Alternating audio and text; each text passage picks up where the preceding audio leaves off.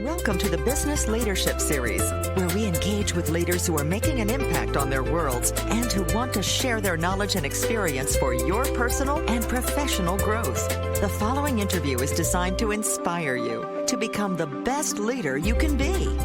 Your host, Derek Champagne, is the founder and CEO of The Artist Evolution, a full-service agency building successful brands, marketing tools, and campaigns, and also the author of the best-selling book, Don't Buy a Duck. And now, let's begin today's Leadership Series interview. Welcome to the Business Leadership Series, where our goal is to inspire you to become the best leader that you can be. I'm excited about our guest today. I had the opportunity to see him at the Scale Up Summit in Atlanta a few weeks ago and was just blown away by so many things. Eric Partaker is with us. He is, let me share his story, CEO of the Year, 2019, top 30 entrepreneurs in the UK, Britain's 27 Most Disruptive Entrepreneurs by the Telegraph. He's appeared as a guest judge on The Apprentice, and over the last 20 years has advised Fortune 50 CEOs with a previous consulting firm, helped build Skype to a multi-billion-dollar success story, co-founded Chilango, which is a really cool story, where he's also co-CEO. Chilango has been described by Elite Business Magazine as arguably the most exciting fast food company of the decade, and he is also the most successful crowdfunded restaurant chain in the world. Eric, thanks for coming with us for a few minutes today. Thank you so much, Derek. And wow, what an intro. And I think I'm going to have to, especially after that, take things all the way back down, because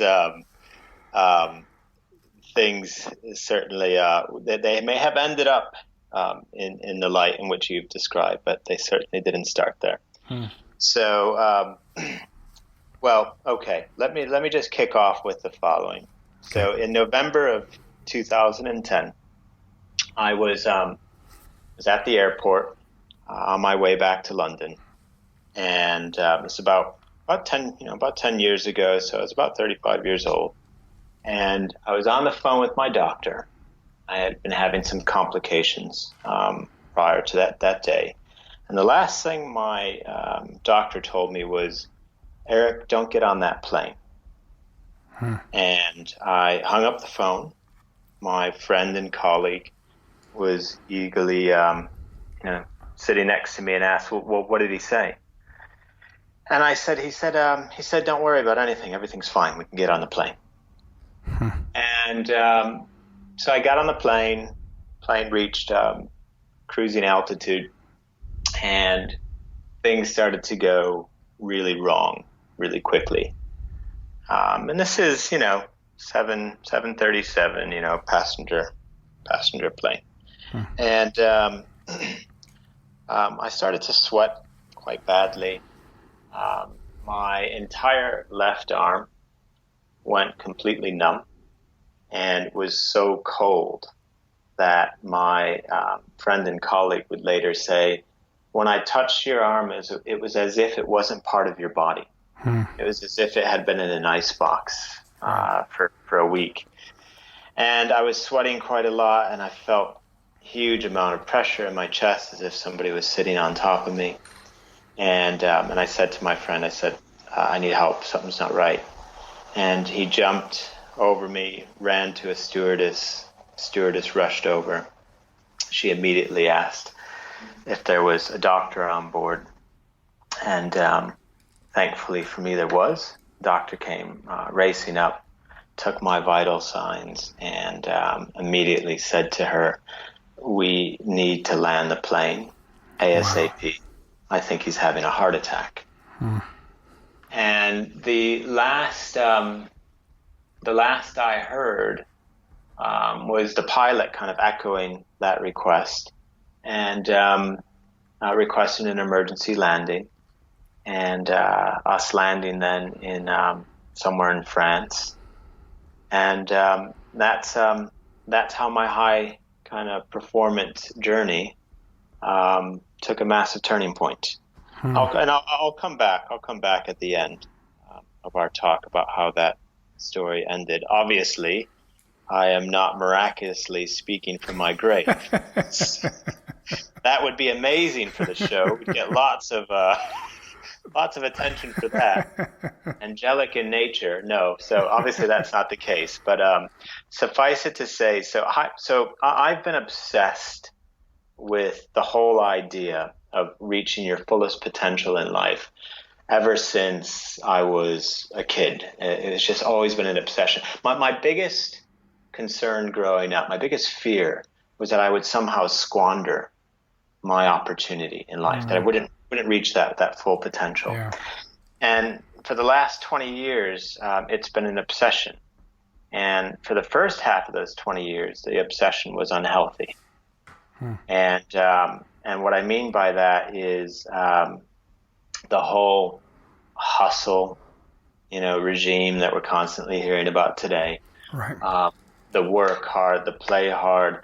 I was doing all of that. I worked, I remember working once 70 some hours straight.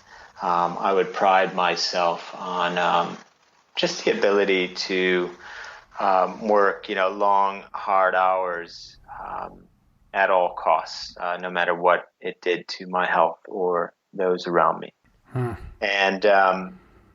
And I almost paid the price, right? So I almost, died from a heart attack. And following that, and some of the seeds, I guess, of that were planted. My first job out of school, I studied finance in school. My very first job was with McKinsey and Company. So, a wonderful organization where I learned quite a lot. But they have quite insane, working weeks. And if you take a high performance obsessive person and you combine it with that environment, it's sort of like gasoline, for a fire. So I did that. That's kind of where the seeds of high performance, I guess, were first kind of nurtured. And they kind of grew with Skype. So I joined Skype and helped build that up to its multi-billion-dollar exit. And that, again, was a very intense environment that I made even more intense than it needed to be. That's another lesson right there, isn't it? Yeah, exactly. and the whole way I'm ignoring. Here's an interesting fact that I read recently.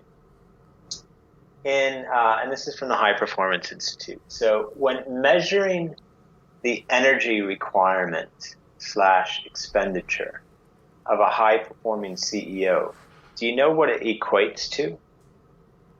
The same amount of energy requirement or expenditure of a top-performing professional athlete. Wow. So, if we hold that in mind, and then I present to you the following. You're a star professional athlete. Now, I'm going to come up to you. You just had a glorious season.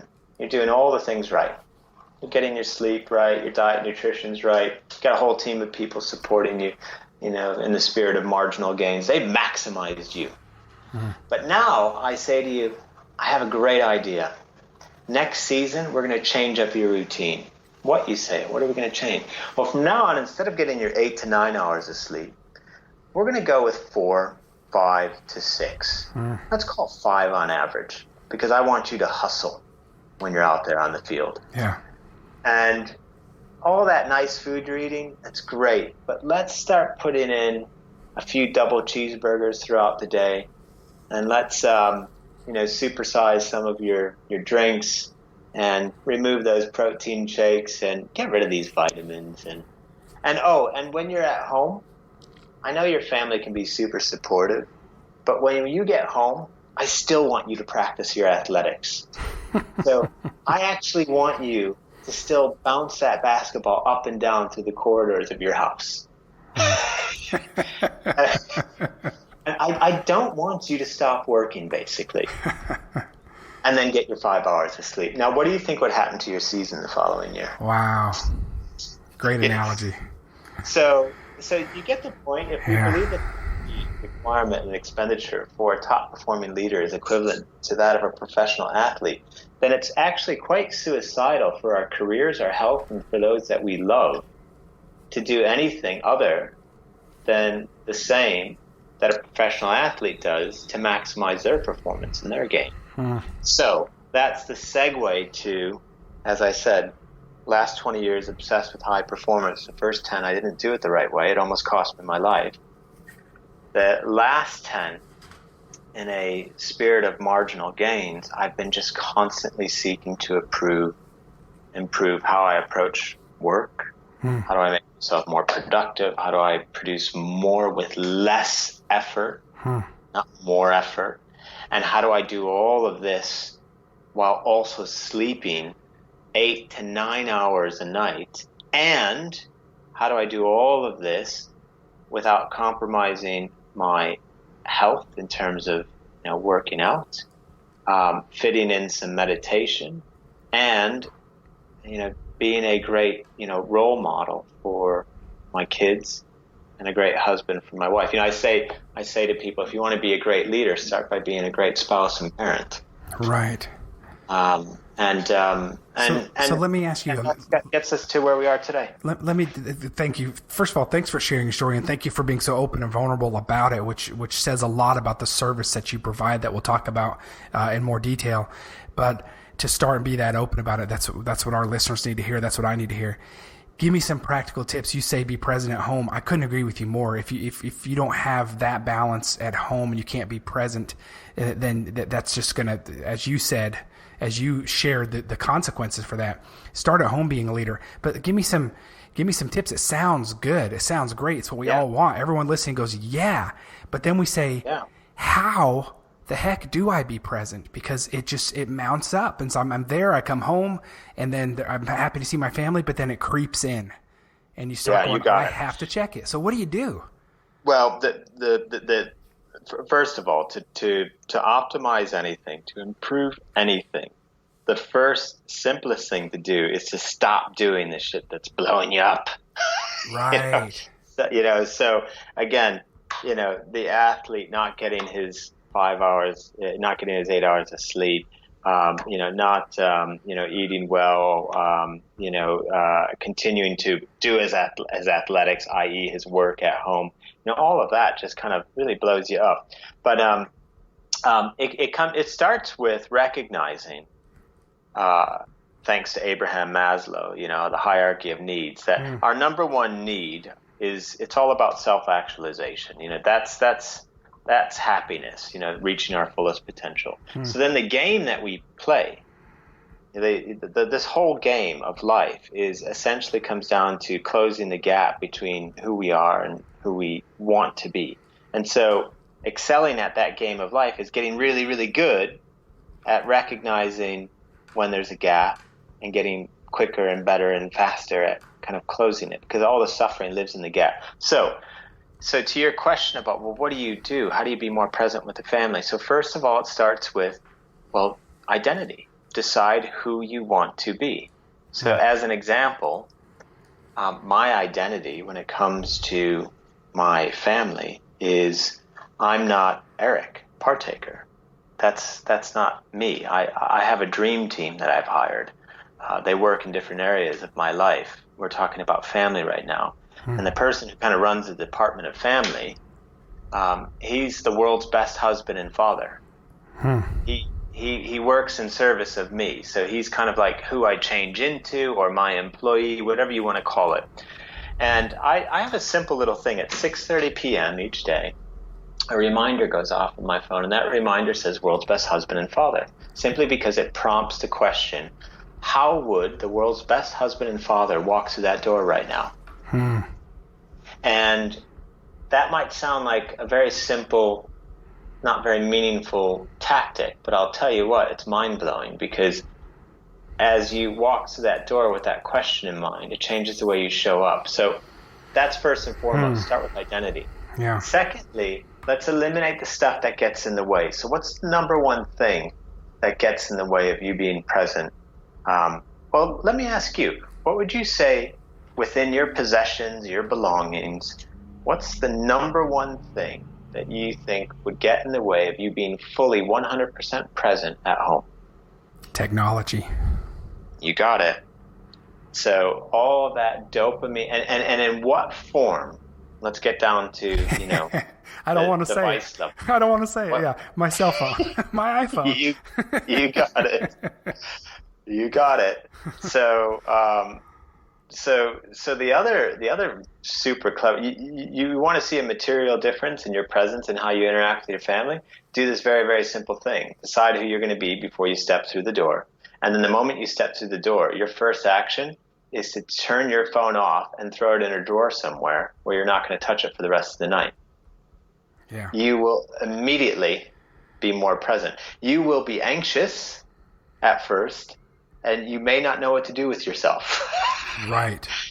Because you don't have that dopamine spiking, release every 5 minutes or whatever it is. Did I get another email? Anybody responded on LinkedIn, Instagram? Right. So that's a couple of tactics. And then the last one I would offer up is something called digital sunset. So at the end of the night, 1 hour before your bedtime, you really should be turning off all the electronics.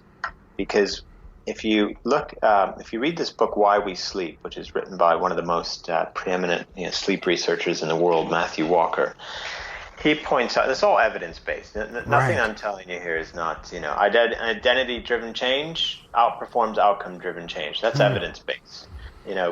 Putting your phone away out of sight will increase your presence. This has been tested, evidence-based. Right. And digital sunset, so turning off all of your electronics 1 hour before you go to bed, means that your melatonin production will be twice as much. Wow. And melatonin is what creates our deepest levels of sleep. And the deeper we sleep, the more restored we are, the more our ability to focus, the more our ability to not be so easily thrown off track the following day. So it's all tied together. Great advice. I mean, very specific when I asked you, how do we be more present at home? 6:30 p.m. each day, world's best husband and father or mother and spouse. 2, turn off your iPhone. 3, digital sunsets. Great advice. I appreciate you sharing that, and all evidence-based. You talked about, let's go back and talk about what you're doing. Again, you have these amazing businesses which people can look up. We don't have to go into them all right now, but we'll put some links to some of the, especially Chilango that you've created. Just an amazing company. Tell me more. Let's go back. We've got a few minutes left. I want to talk about, you talk about closing the gap between who you are and who you're capable of being, which is huge. But then let's talk about your experience and what you're doing at a really high level right now, and learning from someone that's actually done it, because it's easy to fall into old habits, or we don't know what we don't know, and we need somebody that can guide us, that really understands and can help us get there more quickly and avoid some of the pitfalls. Yeah, you got it. So my kind of service, if you will, to the world is to help shorten people's learning curve on all of this, to compress 20 years, 10 of which, nearly led to my death, into something that is a lot more practical, more quick, to implement, less painful, so that people can, reach their fullest potential. And I look at things very, very holistically. So, through my site, ericpartaker.com, aside from, being a CEO, I'm also a coach, and I look to coach entrepreneurs, leaders, and other coaches. So people who themselves are trying to impact a lot of others. They often work in very structureless environments. They don't have anybody to talk to. They're expected to be superstars, but they have all these challenges, all these things that get in the way and compromise, their ability to work at a high level, be fully present at home, and maintain their health.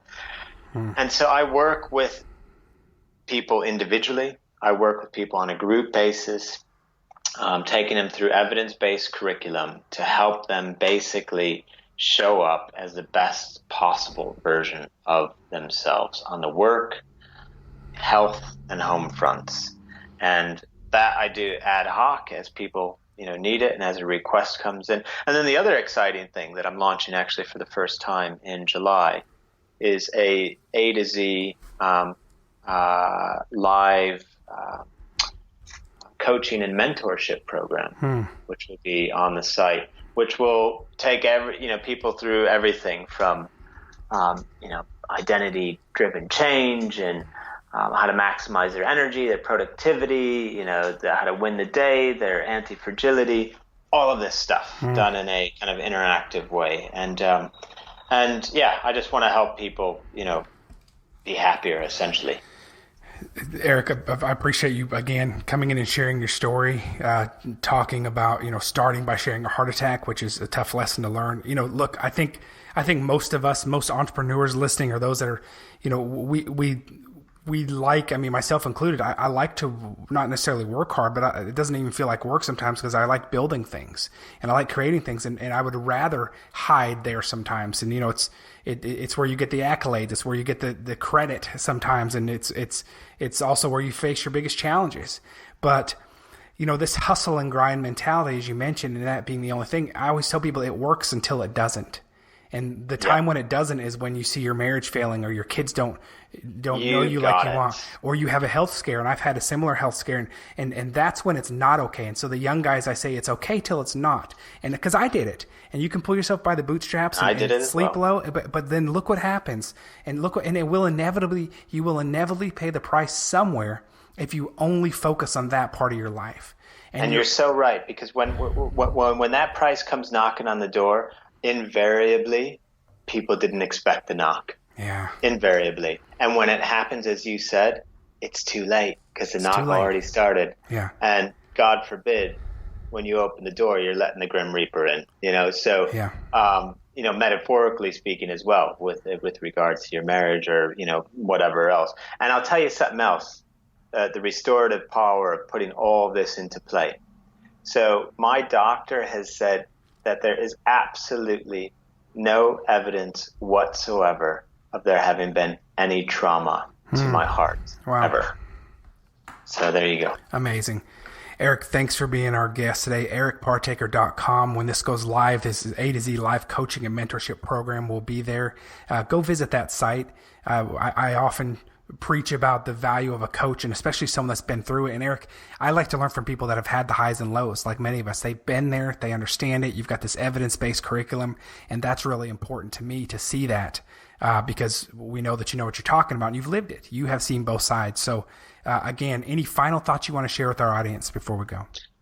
I would just sincerely, hope that if anybody listening can relate to anything that has just been said and wants to close the gap on either their work, health, or family fronts, please reach out, because I can definitely help you.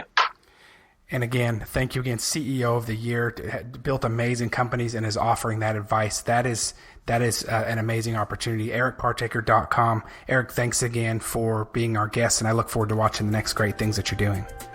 Thank you so much, Derek. Really appreciate the opportunity. Take care. You've been listening to the Business Leadership Series, where we engage with leaders who are making an impact on their worlds and who want to share their knowledge and experience for your personal and professional growth. This interview was designed to inspire you to become the best leader you can be.